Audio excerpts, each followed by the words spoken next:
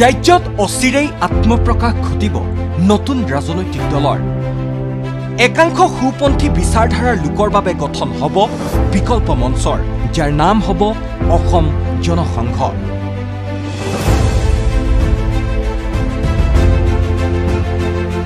ND24 exclusive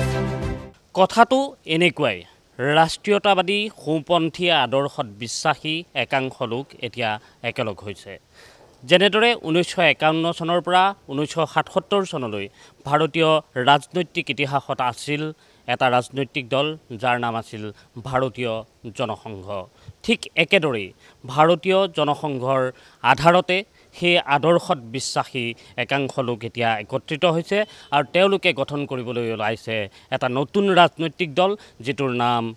Assam Jana Sangh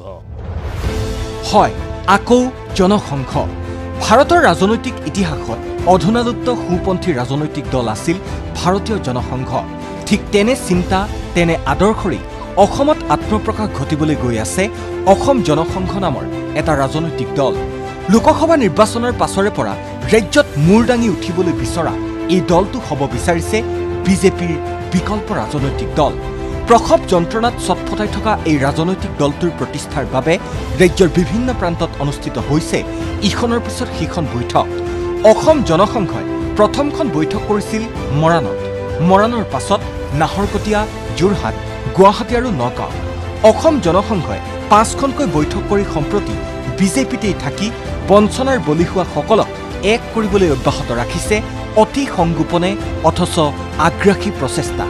বিজেপিতেই থাকি বঞ্চনাৰ বলি হোৱা আৰু লগতে নতুন কিন্তু ৰাষ্ট্ৰীয়তাবাদী সুপন্থী আদৰ্শত বিশ্বাসীসকলক লৈ আগন্তুক পঞ্চায়ত নিৰ্বাচনতে আত্মপ্ৰকাশ ঘটিব অসম জনসংঘৰ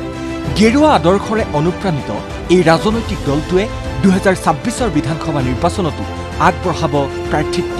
একে সময়তে অসম জনসংঘই সেইসকলক লক্ষ্য কৰি লৈছে যিসকলে বিজেপি ত্যাগ কৰিলেও বিকল্প হিচাপে ল'ব নোৱাৰে কংগ্ৰেছক লগতে সেইসকলকো টাৰ্গেট কৰিছে যিসকলে বিজেপি এৰি অজাপৰ দৰে ৰাজনৈতিক দললৈ যোৱাৰ চিন্তা কৰিছে বিজেপি আৰু বিচাৰ পৰিবাৰেৰে একাংশ মিলি ভাৰতীয় জনসংঘৰ আধাৰত গঠন কৰিবলৈ ওলোৱা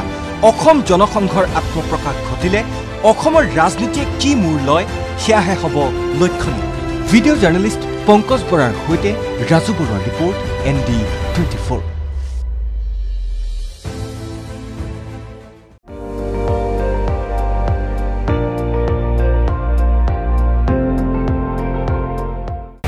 আপুনি চাই আছে ND24 সৰ্বশ্ৰেষ্ঠ নহয় সৰ্বোত্তমৰ দৌৰত